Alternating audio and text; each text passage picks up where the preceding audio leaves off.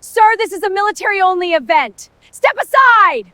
An arrogant manager smirked and blocked the entrance for a man in a worn canvas jacket and mud-caked boots at a $1 million groundbreaking ceremony. The man didn't argue. He simply reached into his pocket and placed a Navy SEAL identification card on the table. The smirk died instantly, and the most powerful female CEO in the room pushed through the crowd, recognizing the anonymous benefactor she had been searching for over 2 years, standing right in front of her.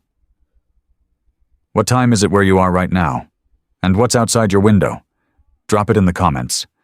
I want to know the beautiful place this story is reaching." The morning had the particular cold of early October. Not yet winter, but finished with pretending otherwise. Callan arrived on foot. Not a car pulling up to valet, not a driver holding a door. Just a man walking in from the street with a 7-year-old beside him, her hand in his, a rolled paper tucked under her arm like something she had been trusted to carry. He was 38, broad-shouldered, wearing a canvas jacket the color of old olive, worn at the elbows in the way of clothing that has been used rather than displayed. His boots carried dried mud and white paint that no one had cleaned off because this morning had not been planned as one worth dressing for. Beside him, Millie wore a red dress and her good shoes and the expression of a child who has been told this is an important day and has decided to take that seriously. The groundbreaking for Haven, a residential development for veteran families, had been arranged with the vocabulary of institutional ambition. White tents, linen tablecloths, crystal glasses catching the thin autumn light. Callan looked at none of it. He looked at the soil, reading the grade of the land, the drainage slope, the distance between foundation stakes. He read a site the way he had learned to read terrain. Not for beauty, but for what it would do under pressure. They had nearly reached the registration table when the man in the suit stepped into their path.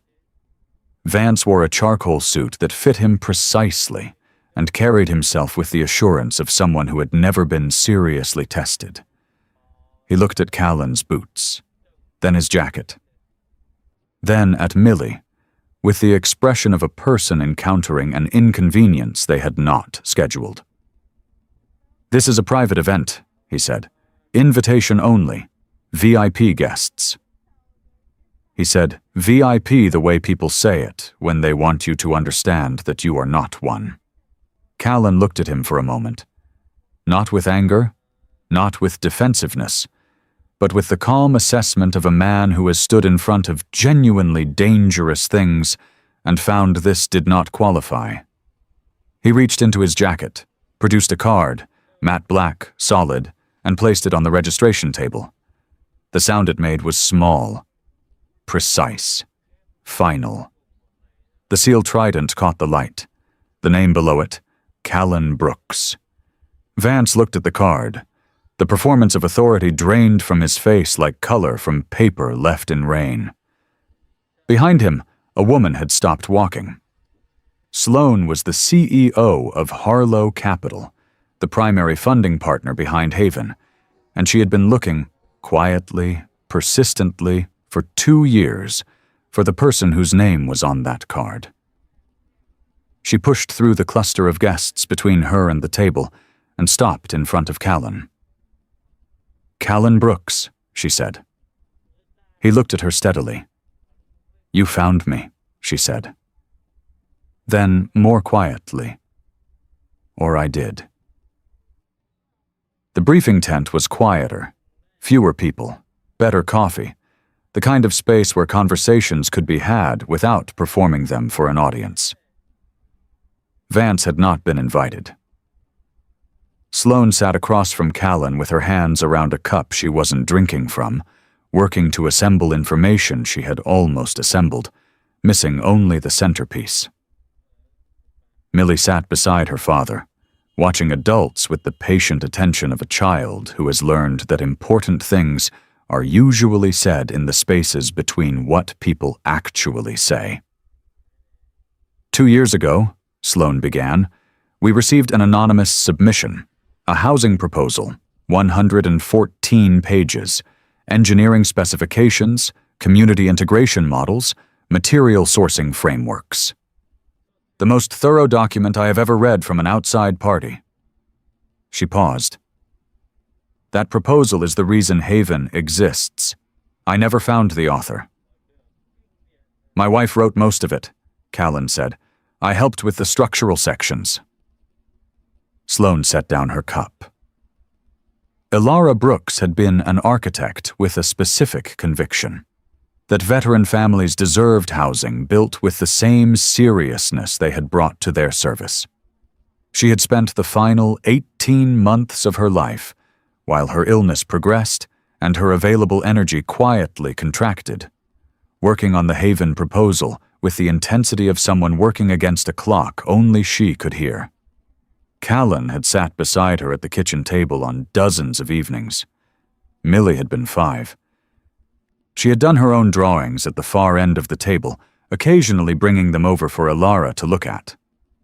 After Ilara died, Callan submitted the proposal anonymously and stepped back from everything else. He took a renovation contract with a local construction firm, physical work that left no room for other thoughts, and let him be home by 4 o'clock to pick up Millie from school. Vance told me he developed the framework, Sloan said. Her voice had changed, denser, quieter. He presented himself as the architect of the entire concept. I trusted him with project leadership because of it.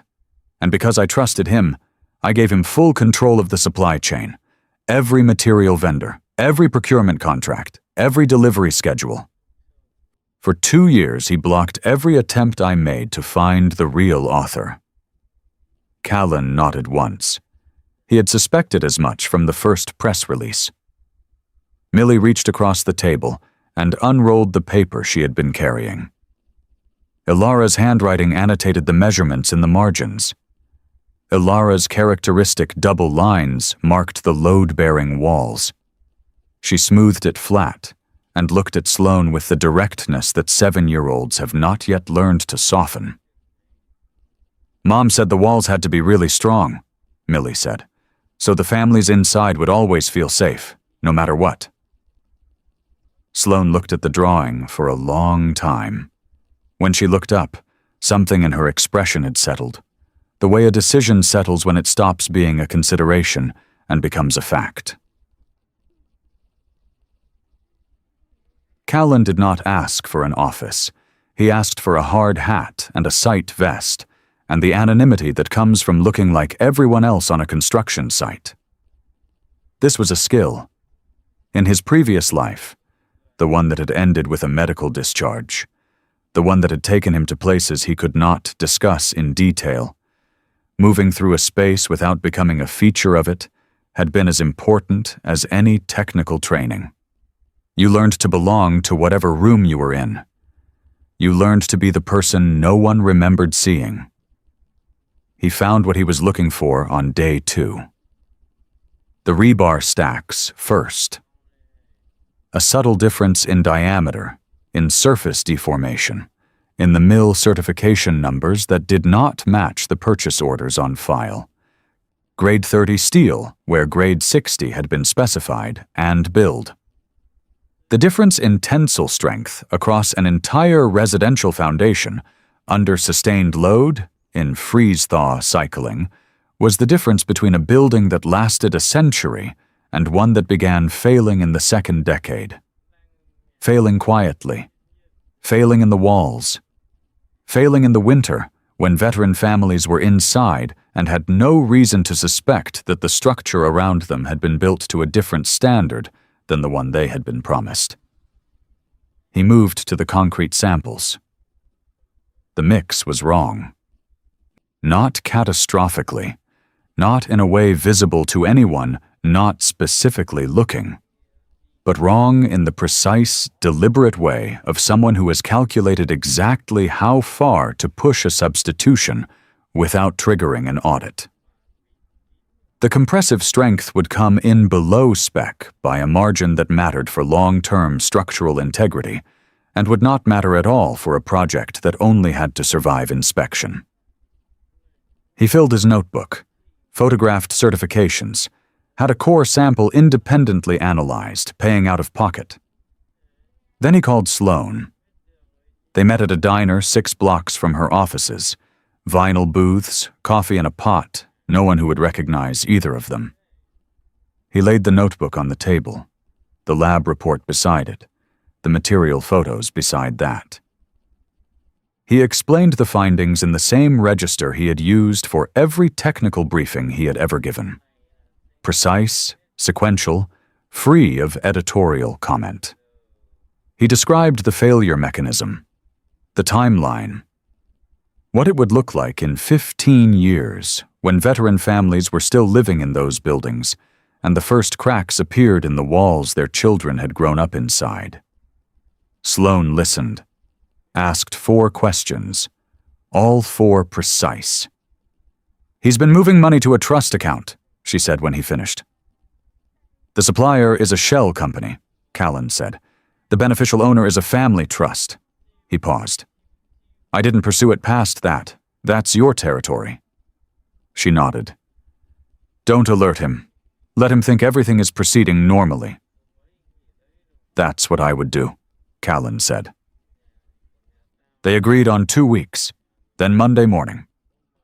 The conference room had been designed to communicate power through restraint, floor-to-ceiling glass, a table for 16, a view that on clear mornings reached the water. The conference room had been designed to communicate power through restraint, floor-to-ceiling glass, a table for 16, a view that on clear mornings reached the water. Vance had arrived early and prepared extensively. His presentation was polished, fluent, constructed with the confidence of a man who has told a story so many times he has stopped noticing it is a story. He was requesting $5 million for Phase 2. He had slides, he had momentum. He had, as far as he knew, every variable in the room under control. He was mid-sentence when the door opened. Callan walked in wearing a gray suit. Not expensive, but well-fitted. The suit of a man who does not own many but owns this one with intention. He crossed to the far side of the table and sat beside Sloane without looking at Vance. Vance's sentence stopped producing words. "This is Callan Brooks," Sloane said. Her voice carried no temperature at all, which was, Callan had learned, when she was most precise. "He has been conducting an independent materials audit of the Haven site. He'll present findings before we continue." Callan did not stand. He advanced through the presentation the way he had explained it at the diner. Image after image, number after number, each placed in sequence like evidence laid on a table to be examined one piece at a time. The rebar certifications against the purchase orders. The concrete analysis against specification. The lab report. The compressive strength projections. The supplier registration. The shell company structure. The holding entity, the family trust, listed on the final slide with its registered beneficiary, and, beside it, a timeline of wire transfers that aligned precisely with each material delivery. The room was very quiet. Several board members had leaned forward. One had set down their pen. The room held the particular silence of people recalibrating everything they thought they understood about the last 2 years. Vance's face had gone the particular gray of someone watching the floor disappear beneath them, one plank at a time. A sheen of perspiration had appeared at his temple. He opened his mouth, closed it, opened it again with the desperate energy of a man trying to build a defense out of materials that no longer existed. "The supplier discrepancy was flagged internally. We were in the process of reviewing the wire transfers," Callan said. Quietly, without heat. 31 of them. 14 months. Each one cleared within 48 hours of a material delivery approval that you signed personally. He paused. The trust account is registered to your wife's maiden name. Vance stopped speaking. The sweat on his temple caught the light. Callan looked at him, directly, without performance, the look of a man who has decided something and is communicating it simply. You took something that was not yours, he said, and you put people in danger to profit from it. Families who served this country. You chose the wrong project. The door opened. 2 federal agents entered with a warrant. The language was precise and left no room for negotiation. Vance was walked out in handcuffs, past 16 witnesses, in complete and absolute silence. Callan turned back to the table. The foundation sections from weeks 3 and 4 need to come out and be re-poured, he said. I have a list of certified suppliers. We can still hold the occupancy timeline. Sloane looked at him for a moment. All right, she said. Let's get to work. 6 months later, Haven looked the way Alara had drawn it. Not exactly. Buildings never look exactly like drawings, because drawings are ideas and buildings exist in weather and light. But in the ways that mattered, it was hers. The proportions she had specified. The setbacks that let afternoon light reach the courtyard. The community room at the center, which she had insisted was not optional, because people who have spent time in institutional environments need spaces that belong to everyone and serve no purpose except to let people be present with one another. The families had been moving in for 3 weeks. Callan stood at the edge of the courtyard, canvas jacket, the worn olive one, unchanged, and watched Millie run across the grass toward a man in a wheelchair sitting in a patch of winter sun with a coffee thermos and no particular agenda. She stopped, said something. He laughed. She sat cross-legged in the grass beside him and began talking with the focused seriousness she brought to conversations she considered worth having. Sloane came to stand beside Callan. They stood in quiet for a moment, the specific quiet of 2 people who have been through something together and no longer need to fill silence with proof that they are at ease. 3 more sites, Sloane said. Portland, Memphis, a site in Phoenix with complicated soil conditions. A pause. I need someone who understands complicated.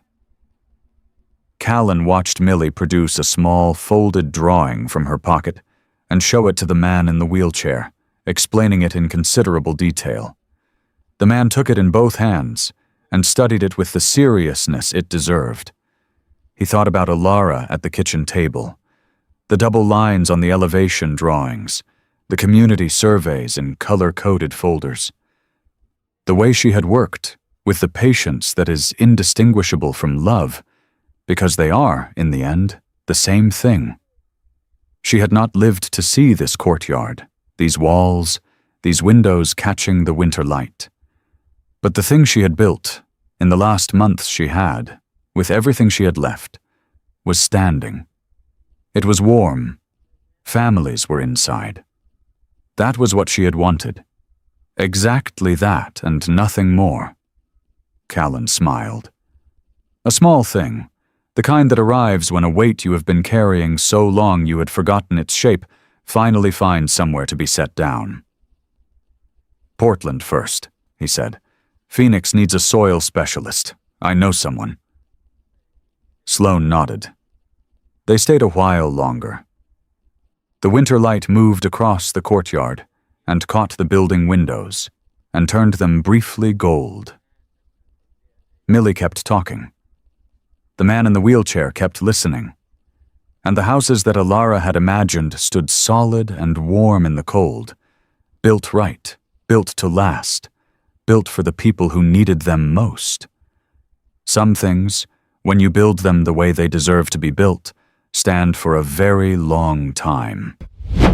Dear friend, the story you just followed is fiction. shaped from things that are not fiction at all. The quiet sacrifice of veterans who come home and are forgotten. The people who pour their convictions into the places where families will live. And the particular courage of someone who sees wrongdoing and acts, without noise, without recognition, without needing anyone to know. Callan is not real. But the veterans who return to a world that has moved on without them are real. The housing they deserve, built with the seriousness they brought to their service, is real. And the person who steals from the vulnerable and believes a title makes them untouchable, that person is also very real.